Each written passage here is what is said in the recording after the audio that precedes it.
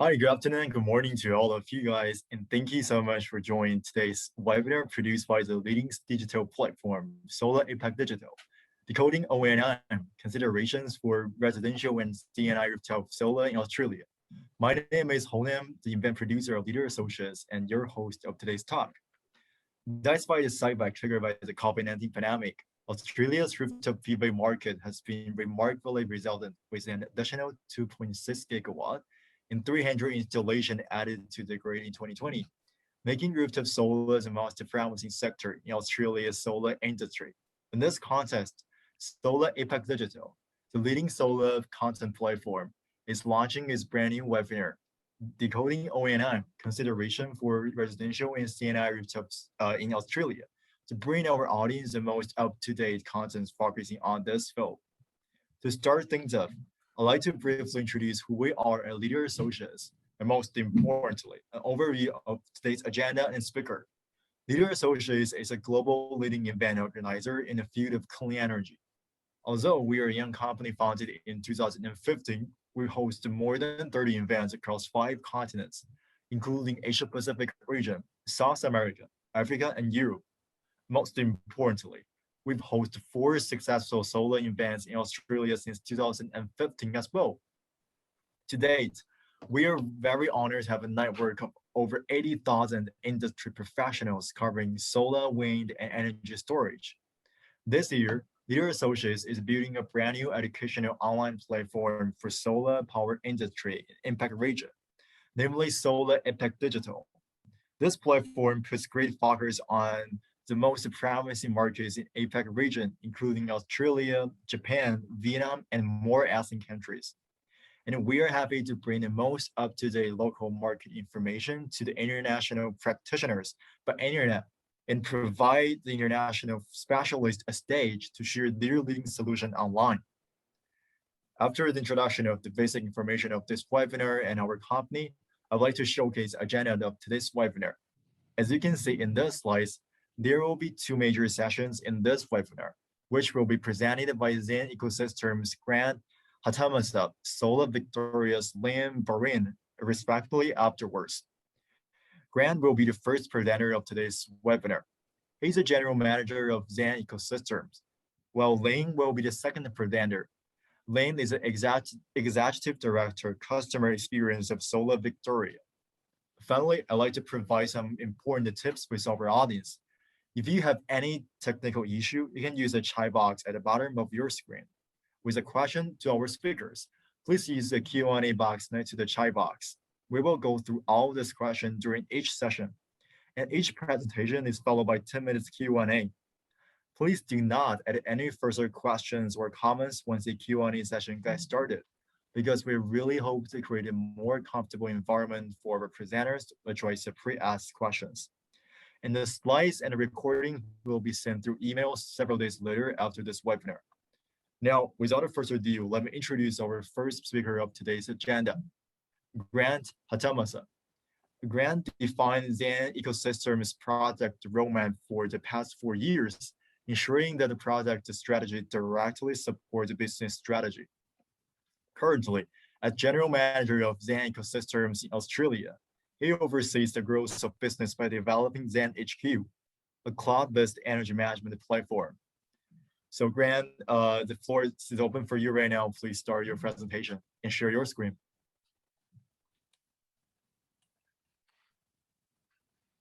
Thanks, 𝗗𝗲𝗰. Let me just share my screen. Okay, so good afternoon, everyone. And again, thank you, 𝗗𝗲𝗰 and SolarAPAC Digital for giving this opportunity to talk about what we actually do to help the solar industry in Australia. Before I go into the details on that, I'd like to quickly go through an introduction about our business, Zen Ecosystems.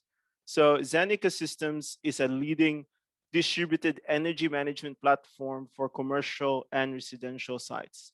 We have deployed around 200,000 smart devices across the world, primarily in residential sites in the US.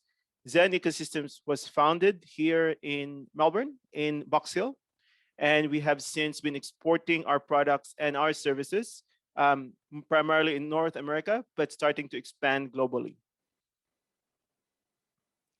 What I wanted to talk to you about is about the trends that we see with the solar electricity generation market. So I think if you are familiar with this market, you would have seen that demand for clean energy has significantly grown this market from 450 gigawatts in 2016 to over 5,500 gigawatts in 2021. So it is quite big. And it's been primarily triggered by the renewable, by the RET, which requires that the total generation in Australia should be in around the 33,000 gigawatt hour in 2025 and beyond. But it has really been good because a lot of the state and federal incentives have allowed this industry to move from this very early stage adopters in 2016 to almost full-scale adoption now in 2021. And we still see that growing. From a business point of view, we also have seen that what this has done is that it's allowed an increase in revenue for solar companies to grow by around 19.5%. And we are on track to become a $1 billion market in 5 years. So that's all good and that's all well. But quite recently, and if you are following the news, you would have seen news about solar panel, rooftop panels and Australians now having to be charged, or that we need to find ways to bypass what they call as the network traffic jam. So you might ask, what is a network traffic jam?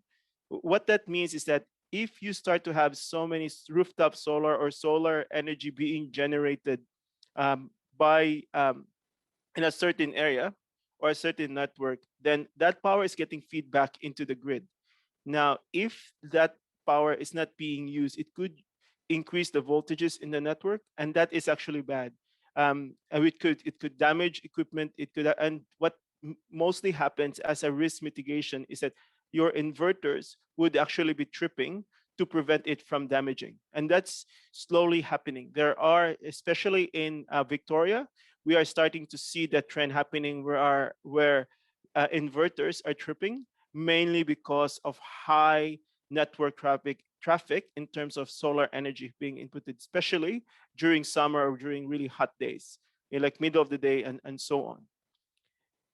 As what I've said, there are already initiatives that have been done to try to minimize or mitigate this. One of those is to actually charge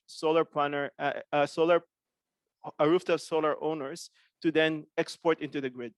It doesn't mean that you need to pay and you're not getting any benefits. It's just that the benefit of your solar panel will be reduced because of that charge, as well as that payback period. Most likely, you would have thought that you'll have a payback period of around 4 to 6 years, but it might actually be longer, mainly because of that.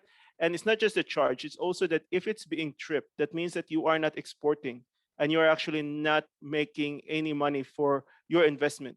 Because at the end of the day, putting a solar panel is both an investment in what you believe in terms of clean energy, as well as an investment for yourself, that you don't have to pay much for energy yourself, or also to pay for that investment in installing the solar panel. There are also initiatives that are happening wherein like community batteries or home batteries are being proposed to allow for solar to be stored for later use. And those are all good initiatives. What I want to talk today is a different approach. I'm not saying that this should be what we do. It's just we should consider this as one of the options for us to mitigate the risk of network traffic jams due to solar energy. And this is what we call a solar soaking. For Zen in particular, where solar soaking happens when you have your energy consuming device like an air conditioner being turned on to pre-cool a home when there is an excess amount of solar energy. And then it shifts that excess amount of energy away from the grid. It not only, but where you really see the benefit is when you can automate hundreds, if not thousands of homes to pre-cool and stabilize the grid. So that is benefiting the grid. Another benefit here, and this is what people have already been doing for themselves is that when you actually pre-cool, what you're doing is you're shifting your load. Is that when you pre-cool in the morning and at night, especially if you don't have a battery, then you won't be using as much energy when the tariff are higher, because your home is already cooler, and the temperature differential for you to get to a comfortable temperature at night is much less. And that's why you're using reduced runtime on your air conditioners and actually reduce energy consumption. So this is why we believe solar soaking not only benefits the grid, it also benefits the homeowner as well in terms of reducing their energy consumption in as well as in terms of payback period. Because now at this time, given that you are able to use it and you don't have to be paying much in terms of energy, then you're also having lesser energy costs, especially during the nighttime, during hot summer days. And when I say automating, this is where Zen HQ, our platform, can be of great help.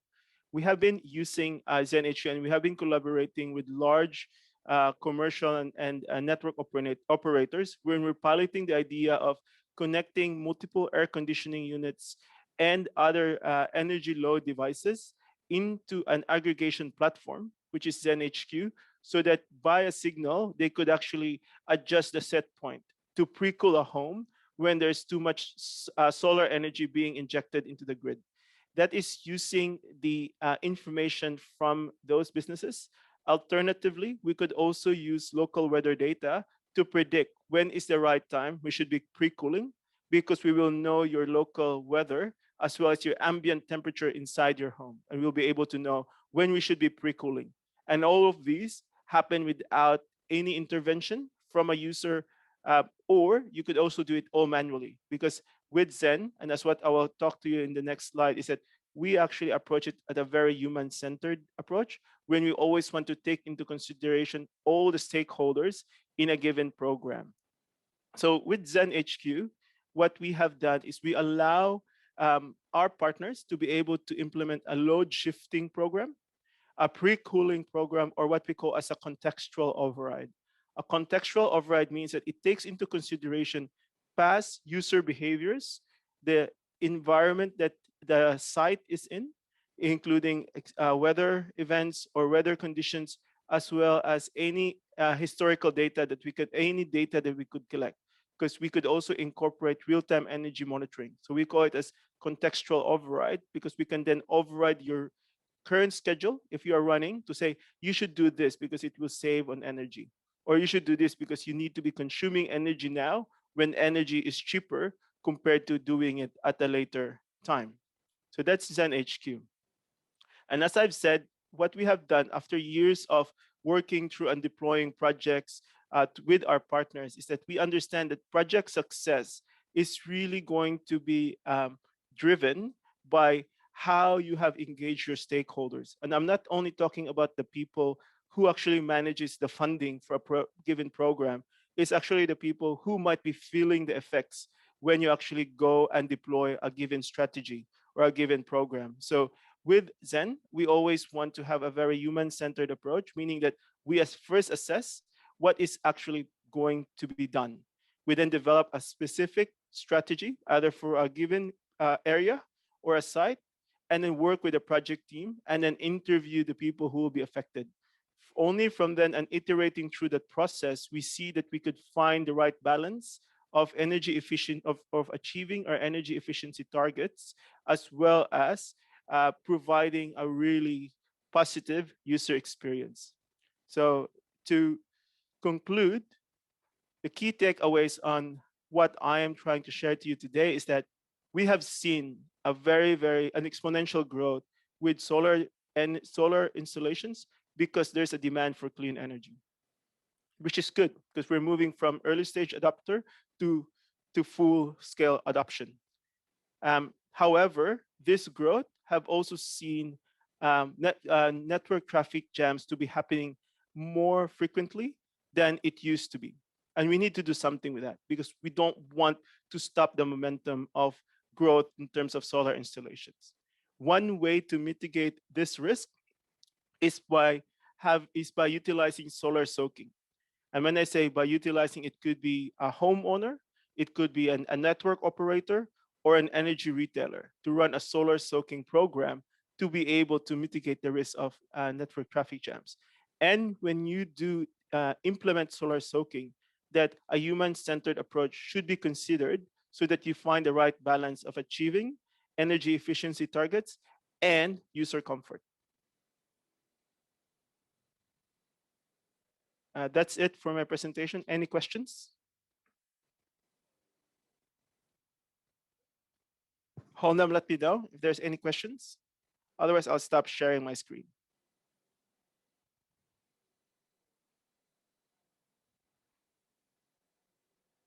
Well, thanks everyone for your time. And I hope that you have learned something from my presentation. Oh.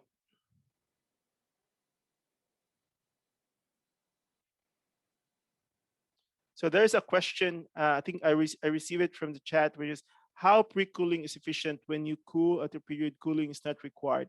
So again, I think the main premise here is that how do we prevent network traffic jams? And what we have seen is that network traffic jams happen in the middle of the day when it is really warm. And as what I've said, one of the ways to mitigate that, it's not the only way, you could add a battery in your home, is to pre-cool. So most likely in that situation, your home would be warmer and you actually would need pre-cooling. So in instances wherein you do not need to pre-cool, then yes, this is not the solution for you. And there are other solutions out there. But when you do need to be able to pre-cool, then that's one way to solve this.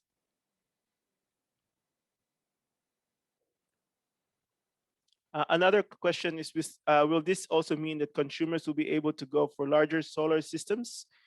It really depends on your situation. Yes, you could go for larger solar systems, but I would always go and ask you to analyze in terms of what are you really looking for. Having a larger solar system doesn't mean being able to pre-cool doesn't mean that you should use a larger solar system. What it could mean is that you could actually be able to have a faster payback period.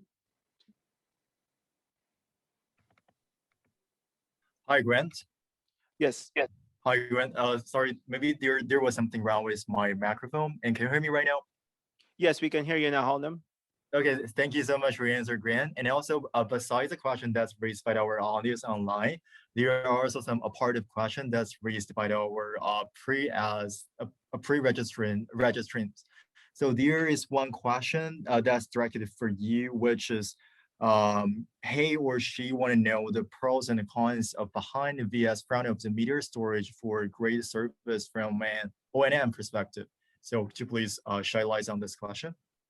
Yeah, so let me see if I understand this question. So what are the benefits of behind the meter and in front the meter storage? And if I interpret it right, when you say behind the meter, it talks about energy storage that is installed in your home, while in front of the meter, you're talking more about a community battery or storage. I'm hoping I've interpreted the question correctly. So if that's the question, then I would say the benefit, the benefit there is cost. Because if you're talking about a community battery storage, then you could actually have a consolidated battery among people and you don't have to be paying for that. The other thing as well is you could add a bigger capacity battery, given that the cost of a battery is really growing as their capacity grow. So I would say that's the key one is to consider is that in a behind the meter that you might only having a smaller capacity because of cost constraints,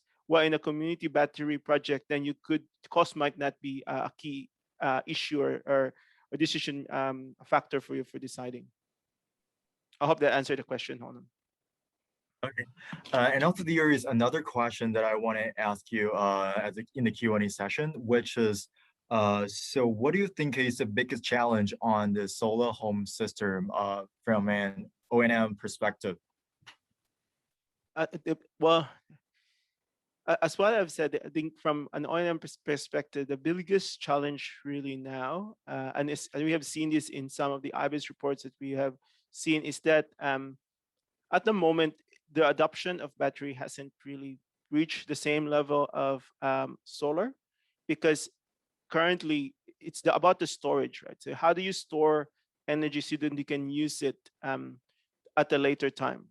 And so I think that's the biggest challenge. The next one is also to say, how could you intelligently use that excess energy to make your home more energy efficient? And it needs to also be a hands-off approach, because there comes to a time when if you have to do everything manually, that you get to the point where you get tired or you get distracted. So it needs to be something wherein it's very passive, but it's actually saving you an energy, it's making everything efficient in your home, and it reduces that that payback period of your investment on solar systems. Great, thank you so much for your answer. And the last question from our audience, A wants to know if you have any recommendation for the technology solution, which is used for the management, monitoring, and defaulting of solar asset remotely. Well, there are a number of solutions out there. I know that I think SwitchDin is one of those solutions that already have everything integrated into the solution. I think GreenSync might also have one. So those two you should consider. Our solution is more in terms of aggregating energy loads and then integrating with solutions that already have support to integrate, that has solar integrations already available. So that's what we do, is we usually partner with those kind of businesses. And also Wattwatchers as well is a good solution. So those three you should consider in terms of systems that can give you that visibility in terms of your solar system and being able to monitor it as well. All right, Grant, thank you so much for all of your detailed answer and also, of course, your phenomenal presentations. And we look forward to meeting you in our physical event, which is going to be held in July in Melbourne. And thanks again for supporting and joining us in this webinar. Okay, thanks, Honam, and thanks everyone for listening in. I hope you learned something. And if you do need to reach out to me, you have my contact details. And then, yeah, we're more than happy to chat. Thanks, everyone. Have a good day. Bye. Bye.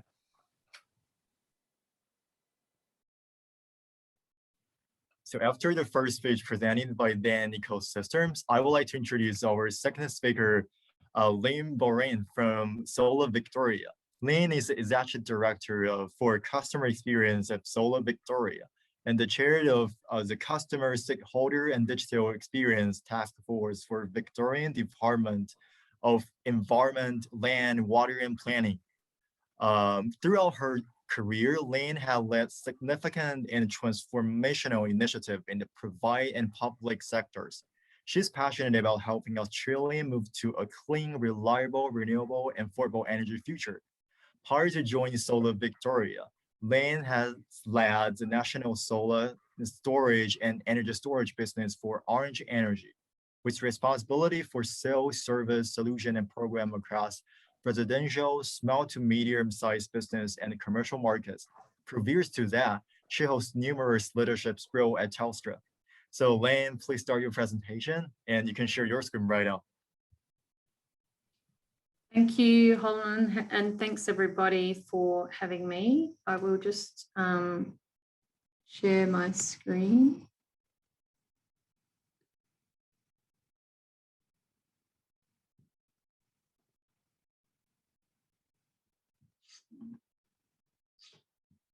Sorry. Can I just confirm that people can see that? Yep, but actually, Lynn, I suggest you to switch the mode because currently we're seeing from the presenter mode. So I feel like it would be better if. Yep, absolutely. Just give me a moment. I'm not sure. Sorry, everybody.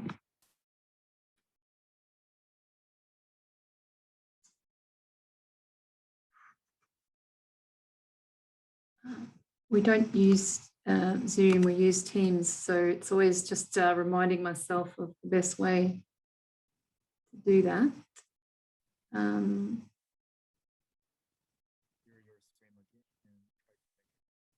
Is that better? I think it's the same. So It's the same. how about quitting this mode and try to play the slides in full display? I think there's a button at the bottom of your screen if you are using PowerPoint.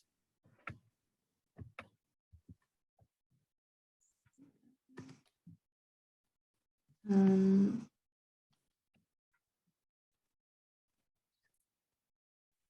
problem is that it from the display setting, I'm not sure if you can find that button. yeah.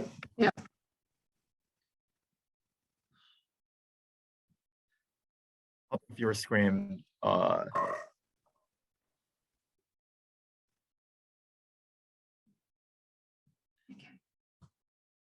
How about that one? Or is it the same? Yeah, the same. So if it doesn't work, I think it works well as well. So we can go ahead. Just bear with me. It's a setting that on my laptop that seems to force it into that mode. My apologies. On top of your screen, there is one setting named the display setting. Yes. And you can find that too. Optimize for compatibility, optimize for best experience. That's all I get.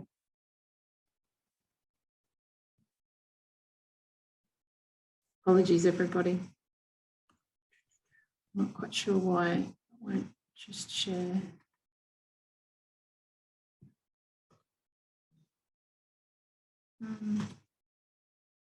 No, that's the same, isn't it? Yeah, it's in full display and everything works well. So you can go ahead, Lane. It's in full display? Yep. Oh, awesome. Okay, thank you. Yeah, so thanks everybody for having me. Apologies for those technical difficulties. As I said, we are a Teams shop, so Zoom always trips me up a little bit. I guess Ulman has introduced me, but yeah, I'm responsible for customer experience at SolarAPAC, and what that means is that I look after both the team that is responsible for working with our end customers and industry in terms of delivering the program, as well as the underlying technology platforms, digital platforms that we use to deliver the Solar Homes program. So today I wanted to touch a bit about the program itself, the impact that it's had to date, and give you some insight into some of the new programs that we're launching, which are also focused on both renewable energy and energy efficiency in the context of helping Victorians take control of their electricity bills. So in terms of the program itself, it was originally announced in 2018 as a $1.3 billion investment by the Victorian government across 10 years. So we've been in operation since August 2018. In terms of where we're at so far, we've actually paid out $262 million worth of rebates across solar PV, solar hot water, and batteries. And we've installed, industry has installed, we've enabled almost 134,000 installations in that period. In fact, last week we just hit our 100,000th installation since July 2019. That equates to 785 megawatts of total solar capacity. We have more than 2,000 retailers and installers actually participating in our program. We sit under the, as Holman mentioned, we are a part of the Department of Environment, Land, Water and Planning, which incorporates our colleagues in energy as well. So we work closely in terms of the perspective of how we engage and interact with customers and industry at a program and rebate level around the solar PV, battery and hot water rebates that we put in the market, as well as having an eye on the entire Victorian energy transition and what that looks like for the grid. In terms of why we're here and what we do, and I guess I sort of just touched on this. So purpose is about enabling Victorians to access affordable, reliable and clean energy now and for the future. So and with accessibility being a key to that, both in terms of the reach of that as well as the affordability in the context of access to renewable energy and helping bring that to become a reality for more Victorians. The other key three facets of our program, equally importantly, are around supporting industry growth, innovation in the context of looking at where the technology is headed and the evolution of solar systems and batteries and energy efficient appliances, and how we might support that across the industry and encourage innovation. We also take the safety of our customers and industry extremely seriously. And so a key part of what we do is really looking at how we drive that level of quality and safety across the whole industry. We're not a regulator, but we work very closely with the various regulators in the industry in terms of work safe and energy safe and so on, to make sure that the solar systems and batteries that we're enabling are actually installed in a high quality and safe manner. And the fourth quadrant being around accelerating Victoria's energy transition, both through driving access to renewable energy and with some of our newer programs driving the electrification of the industry and moving away from fossil fuels. So just in terms of the impact that the program has had to date, in 2018, when the program was launched, Victoria was sitting at around 15% penetration of solar. Victoria is expected to hit 40% by 2025. And just based upon the current interactions and uptake of our program, the Solar Homes program will contribute to 85% of the installations during that period. Last year, just as an interesting statistic, there wasn't any Victorian postcodes that had a PV penetration above 56%. By 2025, that will rise to 82 postcodes. And so, you know, in terms of providing access, greater access to renewable energy, you can see clearly there the impacts of the Solar Homes program. In the context of industry and jobs being created, this is based upon some the most recent ABS statistics, and you can see once again the impact that the program by implication is happening in terms of the number of jobs in industry and in renewable energy. Victoria has 1/3 of the jobs across renewable energy in Australia, and more than half of those, not surprisingly, are in the solar industry. And the Solar Homes program has a direct contribution to those jobs in industry. If we just have a really quick look at what we're doing at the moment, and then I'll talk about what's coming next. So we offer rebates to owner, occupiers and community housing organisations for solar PV in the structure of a rebate and an interest-free 4-year loan. And we've provided almost 136,000 approvals for those rebate applications. And I talked to some of the installation numbers before. And those approvals, those applications are spread quite broadly across Victoria, with an intensity in the outer outer suburbs of Melbourne. So some of those newer housing development areas. We also provide rebates for landlords with a view of that the renewable energy benefit being delivered to the renter, and similarly structured in terms of a rebate and a loan that is made available to subsidise the cost of the landlord investing in solar on the rooftop. And ultimately, as I said, the renter actually receiving the benefits of reduced electricity bills. We launched that part of the program in 2020 and have had almost 1,400 applications through that program. We run a battery program as well, which was recently expanded with the most recent budget announcements. So this is at the moment for owner-occupiers, and provides a rebate only for owner-occupiers who want to install a battery. And we've done about 2,500 of those.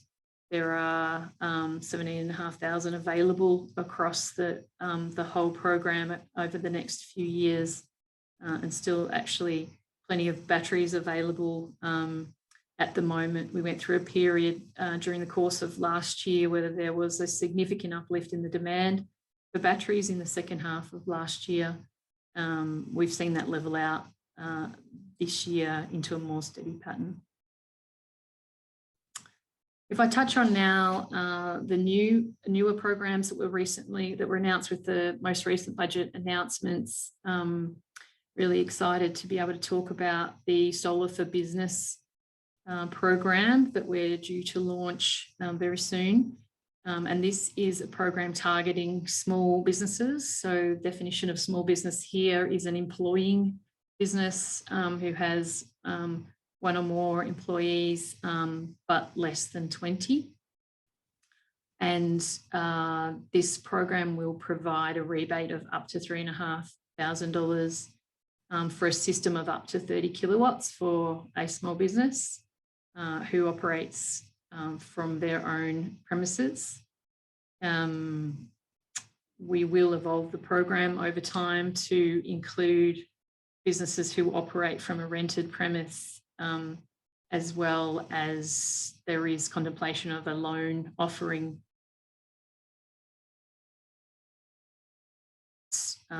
that's still being worked on.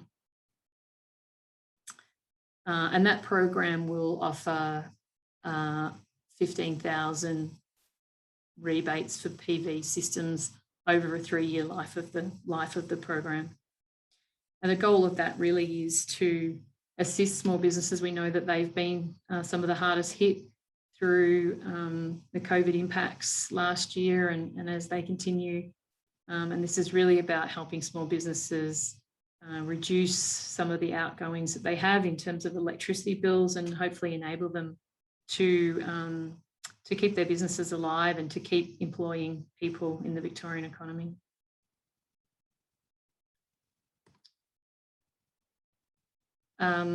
So I've touched on that already in terms of reducing energy bills for businesses, supporting the economic recovery of Victoria, of the small business sector and of the solar sector.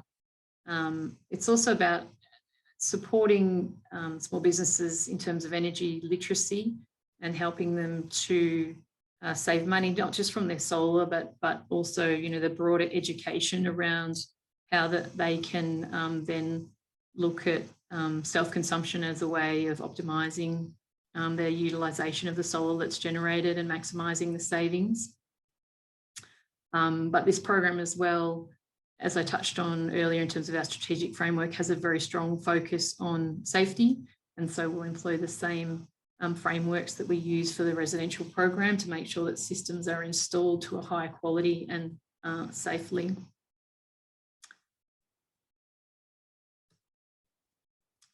The other key program that has been announced and is on its way is the Home Heating and Cooling Upgrade Program. And this is really about lifting the energy efficiency and enabling vulnerable and low-income households to reduce their costs through installing higher efficiency heating solutions, as well as supporting electrification of Victorian households in terms of transitioning to renewable energy and a renewable energy future. This is a $335 million investment over 4 years, and it's really focused on replacing wood and gas-fired heaters and also targeting customers who don't have any heating at all.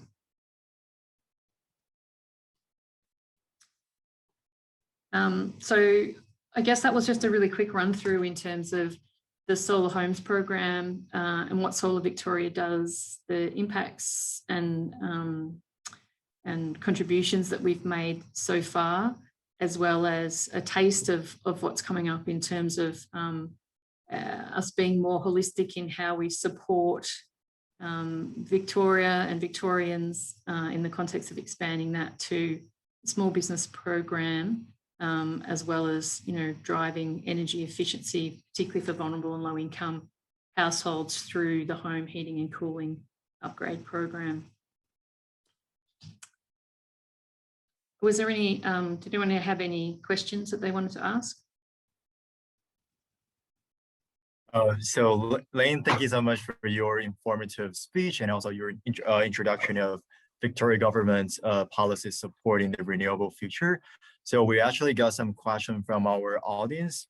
So the first question our audience is curious about is, it wants to know that to what extent was residential rooftop solar impacted by the COVID-19 lockdowns in Victoria?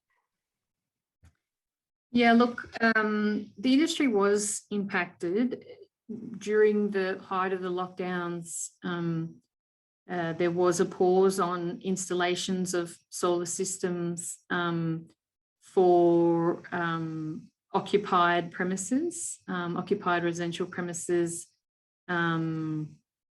as the solar industry wasn't considered to be an essential workforce. So you did have a period or multiple periods there where there was not able to be installations occurring. The industry did keep selling during that period, and we did remain open in terms of customers being able to apply for rebates and receive their approvals. And so when we came out of that towards the back end of last year, there was a strong installation pipeline ready to go. And that's taken the industry a number of months to work through and get all of those installations happening, including, the new demand that was coming in at the top. And just basically in the last month, we're now back to what we see from a program level is that we're now back to normal installation pipeline, which means that the installers have worked through that backlog that existed as a result of COVID. We did, from a Solar Homes program perspective, have a number of hardship programs in place that supported customers and industry through that COVID program. So, for example, we paused loan repayments for customers who were being impacted by COVID. We extended installation timeframes and so on. So there was an impact. I guess the upshot of it all, though, is that it does look like, from an installation perspective, this year will be a growth year as compared to the previous financial year, and quite significant growth. So despite the lockdown, despite the pause in installations, the industry really has been able to bounce back, and will hopefully continue to do that with our support. Thank you so much for your answer, Lane. And also there's another question from our audience. And Linda wants to know that what can be done so that a solar can be more accessible for the poor communities in Victoria? Look, I mean, I think that's part of the premise of the Solar Homes program itself is about increasing accessibility and making solar more affordable for more Victorians. And, if we look at the demographics and the income of the people who are part of our program, there's a significant proportion of them who, earn quite low income in terms of, $40,000 as a household income. So we know that we are getting to some of those lower socioeconomic households through the program. That's through the mainstream program. We also run a program for community housing organisations. So tenants of community housing can actually receive the benefits of solar through their community housing organisation, the organisation that manages or owns their property. And that's a very active part of our program, and one that we will continue to expand.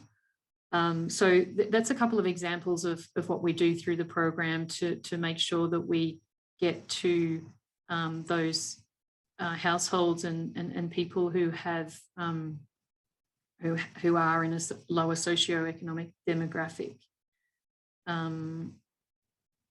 Yeah.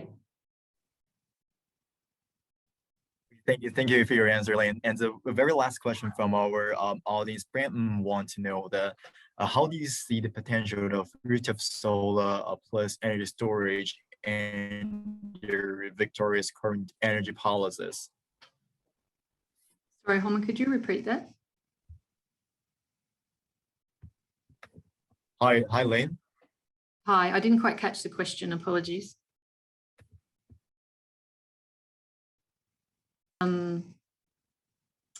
I think he was asking about government policies to support the renewable energy industry. So, I mean, obviously, Solar Homes program is a flagship policy for the Victorian government, and as you saw in the earlier slides, is a key contributor to the achievement of Victoria's renewable energy target.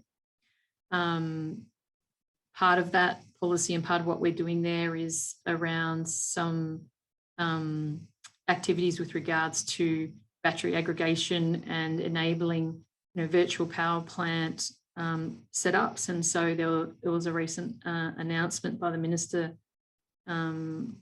last week about an expression of interest that we put to market for organisations who are running aggregation solutions and who might want to be part of our program.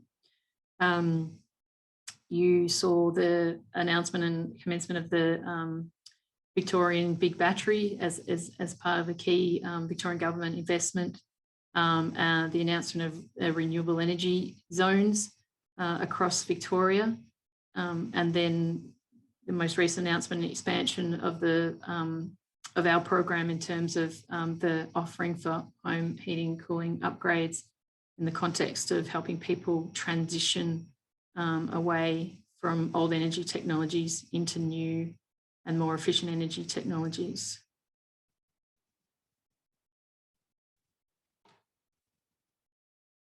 I've got a couple of other questions here in the Q&A box. So Sonia has asked, has SolarVic considered a solar rebate for apartment owners?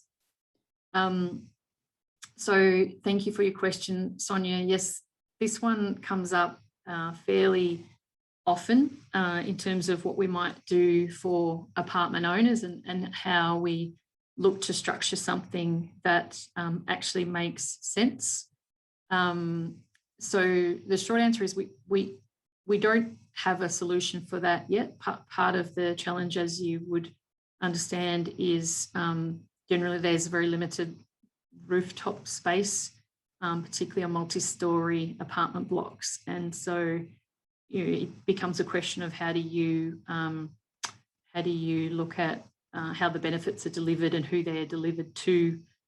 Is that through an owner's corporation model, or is it direct to the apartment owner, and so on? So we continue to monitor what's going on in that space, to engage with organisations who are testing and trialling innovative solutions to support solar energy on apartment buildings, but we don't have an offering as yet. The other question is, what what is SolarVic and similar large solar firms doing to support local contractors and apprenticeship schemes for installation and ongoing maintenance contracts. So thank you, Simon. As a government organisation, we work closely with industry in terms of investing in training, as well as safety and quality frameworks for the industry. So we run a series of training programs related to requirements in terms of the latest products and latest safety standards and so on, and that training is part of what's on offer under the Solar Homes program and is subsidised, in some cases free. So I'd recommend, Simon, that you have a look at the training offerings that are part of our program on our website, because there is some really good offerings there that support local accredited installers in Victoria. So that's really about supporting businesses to install. We don't currently do anything specifically around ongoing maintenance contracts from a Solar Homes program perspective. It is an area that we are conscious of in terms of helping people to optimise the benefit that they get from their solar system, and recognising that in order to do that, there needs to be regular maintenance, a regular inspection that the inverter is working correctly, panel cleaning and so on and so forth. So we cover that to some degree in the education that we do in the market and with customers, and reinforcing the need that is an important part of what they do. And we also try to do that through our engagements with industries and with retailers and installers around encouraging an ongoing relationship to be set up with that customer, rather than just the transaction of installing the solar panels on the roof and walking away. So we do see that ongoing relationship is really important to help customers get the most benefit out of the investment, and for some customers, significant investment that they've made in putting solar panels on their rooftop.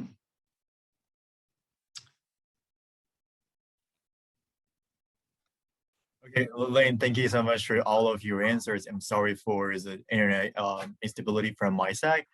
And I would say thank you so much for supporting this webinar, and we're certainly looking forward to your presentation at our physical event in July, Solar Energy Future Australia 2021. And thank you so much for joining us again.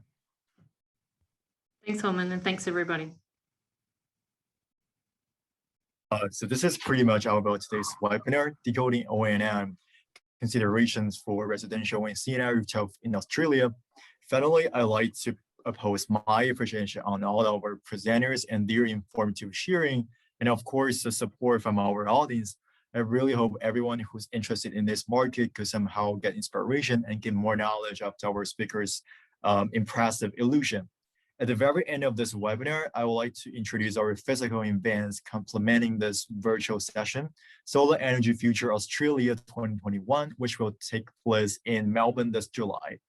We sincerely welcome everyone to come and join us in this admissible solar conference to learn, as well as seize up discussing key decision makers from every sector of renewable energy industry. Last but not the least, please kindly note the slides and video recording of this webinar will be sent to you and updated on our YouTube channel, Leader Associates, after today's live streaming. So this is the end of this webinar. Thank you so much for staying with us. Wish you guys a fantastic week. Bye-bye.